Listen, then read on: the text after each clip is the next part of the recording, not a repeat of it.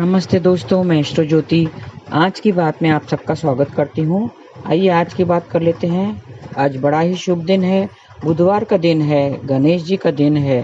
तो आज गणेश मंदिर जाइए और मंत्र जाप करें, ओम गणपते नमः। आज सिद्धि योग है, तो सिद्धि योग में प्रभु का नाम जपने के लिए बहुत ही शुभ है। और सिद्धियाँ जो आपके कुछ अगर सिद्धियाँ हासिल करनी है उसके लिए भी आज का दिन अच्छा है। तो आज का दिन आप नाम जाप करें और भक्ति करें, गणेश मंदिर जाइए, घी का दीपक जलाइए और उनको मोदक या लड्डुओं का भोग लगाएं और गुलर का फूल उनको अर्पित करें। और थोड़े से उपाय हैं वो जान लेते हैं। आप हमेशा रोज जब भोजन बनाते हो तो उसमें से एक रोटी निकाल के रखनी चाहिए। भोजन में से एक रोटी निकाल के रखनी चाहिए। उसमें से जो पहला हिस्सा है, 3 हिस्से करने चाहिए। पहला हिस्सा गाय को खिलाना चाहिए, दूसरा हिस्सा कौवे को डाल देना चाहिए और तीसरा हिस्सा है जो वो कुत्ते को खाने के लिए देना चाहिए। हमेशा ऐसा करना चाहिए। जो पहला हिस्सा है वो गाय, फिर कौवे को और फिर तीसरा जो हिस्सा है वो कुत्ते को देना चाहिए। तो आपके घर में से जो भी प्रॉब्लम्स है, परेशानियां हैं, वो दूर हो जाती हैं।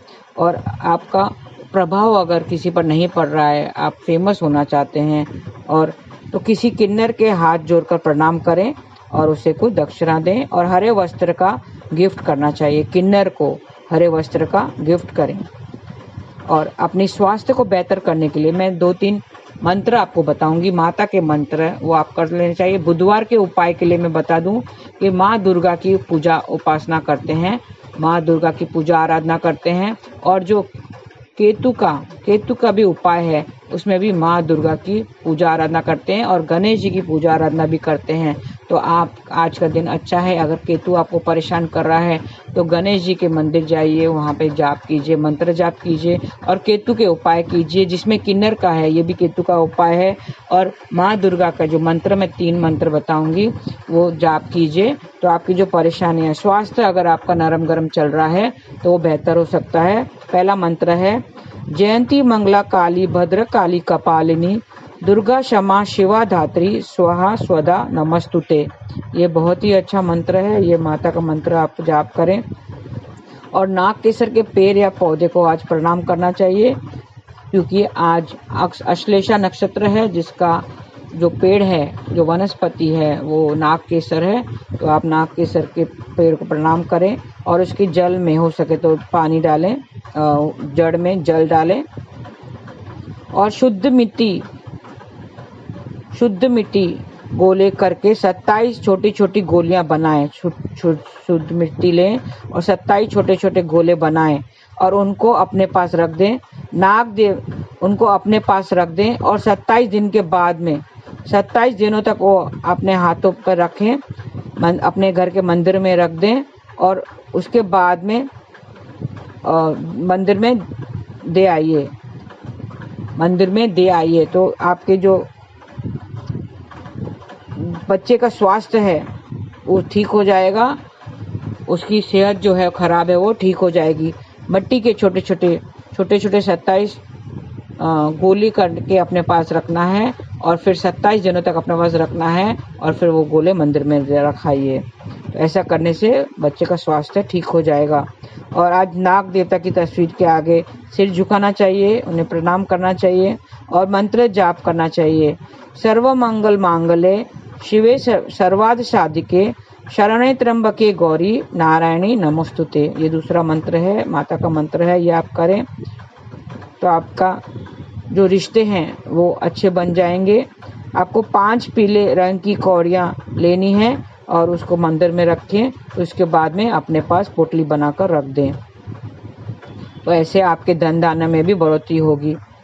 तांबे का छोटा सा चौकोर टुकड़ा लेना चाहिए। आज आपकी तरक्की सुनिश्चित करने के लिए तांबे का चौकोर टुकड़ा लेना चाहिए और टुकड़े के बीच में एक छेद करें और अपने गले में धारण कर दें। छेद के बाद वो सफ़ेद रंग का धागा लेकर अपने गले में धारण करना चाहिए। इससे आपकी तरक्की निश्चित होगी। और मंत्र जाप कीजिए, या देवी सर्वभूतेषु शक्ति रूपेण संस्थिता नमस्तस्ये नमस्तस्ये नमस्तस्ये नमो नमः। ये 3 मंत्र हैं माता के जो बहुत अच्छे हैं, वो आज के दिन आपको जाप करना चाहिए। एक फूल लेना चाहिए, एक कपड़े में उसे लपेट कर तिजोरी में रख दें तो आपकी सुख समृद्धि बढ़ेगी। एक नागकेसर का फूल लीजिए और उसको आप एक कपड़े में लपेट कर तिजोरी में रख दें। तो ऐसा करने से आपके बिजनेस में भी बढ़ोतरी होगी और सुख समृद्धि होगी।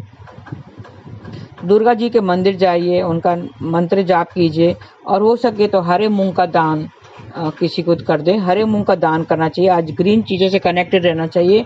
बुधवार का जो रंग है, जो उससे संबंधित रंग है, वो ग्रीन है, हरा है। तो हरे जो मूंग आते हैं वो लेकर आप दान कर दें, तो इससे आपके धंधाने में वृद्धि होगी और बिजनेस में भी तरक्की मिलेगी। तो ये छोटे से उपाय हैं, ये आप करें। और गाय को घास खिलाना चाहिए। वैसे रोज़ाना गाय को सेवा करें, गाय को घास खिलाएं। बुधवार के दिन खास करके खिलाना चाहिए और रोटी भी खिलाना चाहिए, गुड़ डालकर रोटी खिलाना चाहिए। तो ऐसा करने से आपके घर में धनधान्य की बढ़ोतरी हो जाएगी। तो ये छोटे से उपाय थे, आप कीजिए। माँ दुर्गा की पूजा आराधना कीजिए, मंत्र जाप कीजिए। तो ऐसा करने से आपके घर में धनधान्य की बढ़ोतरी होगी। आइए कृष्ण कथा में थोड़ा सा कुछ नया जान लेते हैं। मैं भोजन और भजन के संबंध में बताना चाहती हूँ। भोजन के बारे में बता दूँ कि हमें 3 वक्त का भोजन करना चाहिए। वैसे तो आजकल बोलते हैं 2 ही वक्त का करना चाहिए, लेकिन तीसरे वक्त में ब्रेकफास्ट भी आ जाता है। रात का खाना भले ही ना खाएं, लेकिन सुबह का ब्रेकफास्ट नहीं भूलना चाहिए। ब्रेकफास्ट बहुत ज़रूरी है और वो 9 बजे तक हो जाना चाहिए। गलत आहार और विचार हमारे बुरे परिणाम मिलता है। गलत आहार और विचार से बुरे परिणाम मिलता है, तो उसे बचना चाहिए। याद रखें कि गलत आहार और विचार दोनों ही हमें बुरा परिणाम मिलता है।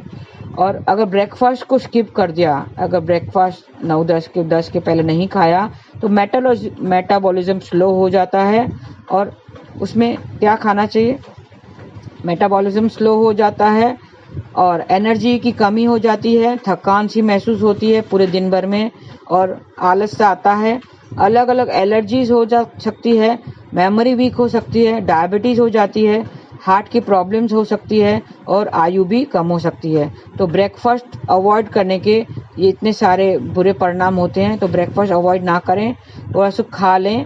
और ब्रेकफास्ट अच्छे से खाना चाहिए। रात का खाना भले ही ना खाएं, लेकिन ब्रेकफास्ट नहीं भूलना चाहिए।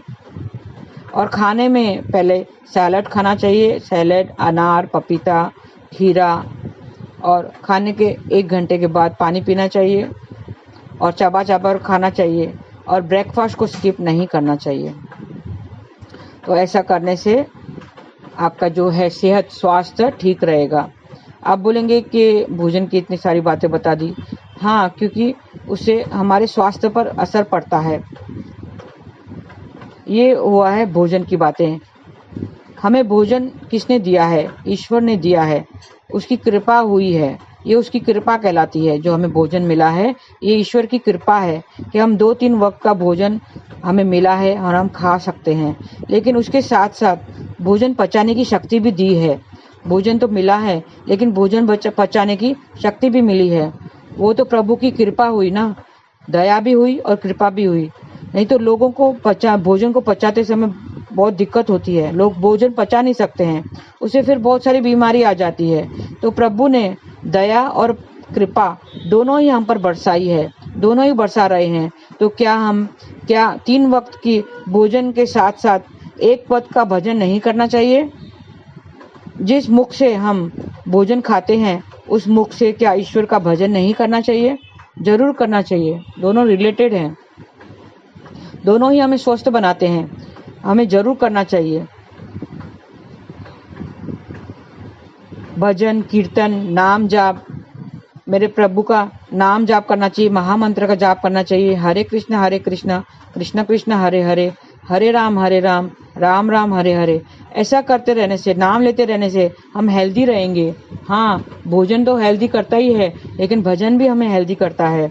जैसे भोजन तन के लिए जरूरी है, वैसे ही भजन हमारे मन आत्मा के लिए जरूरी है। वो आत्मा का आहार है, उसके बगैर हम स्वस्थ नहीं रह सकते हैं। लेकिन हमारा मन, इंद्रियां, हम इससे करने से हमें रोकती हैं।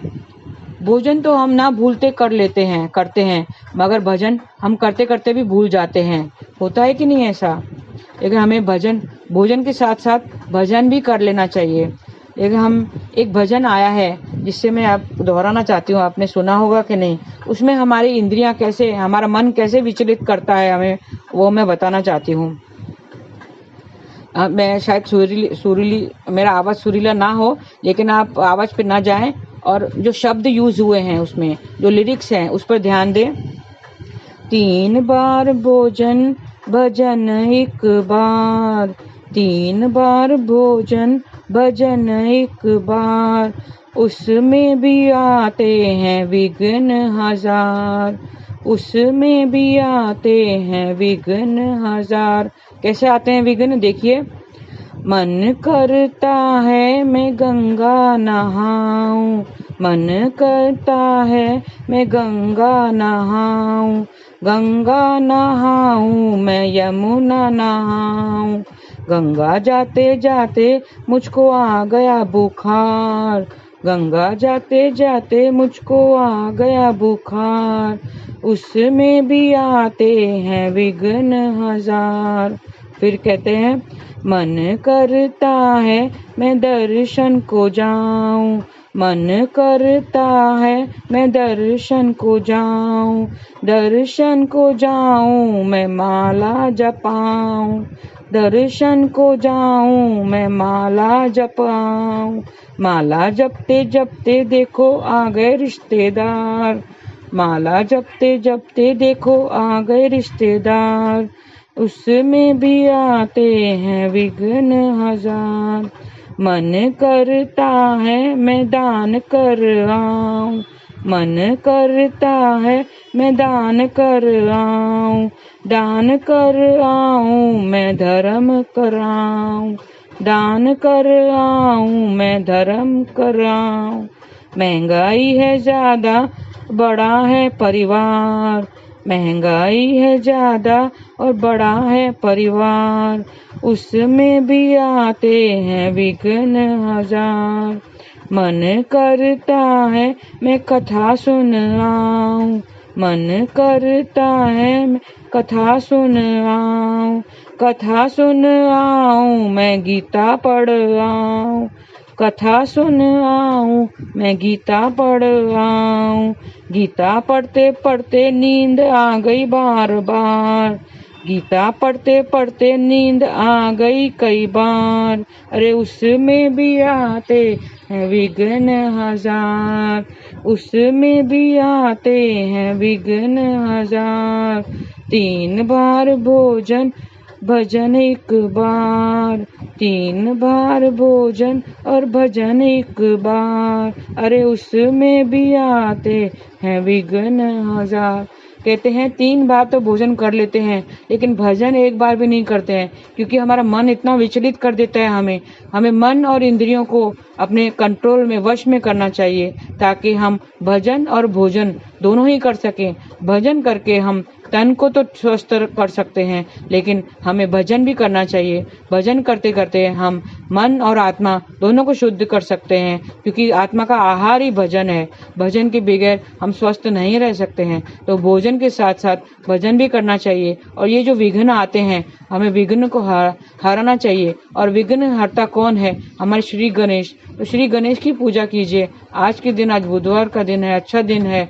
आप श्री गणेश की पूजा आराधना करें और महामंत्र का जाप करते रहें। हरे कृष्ण कृष्ण कृष्ण हरे हरे, हरे राम राम राम हरे हरे। आज के लिए बस इतना ही। धन्यवाद। आज का दिन शुभ रहे। हरे कृष्ण।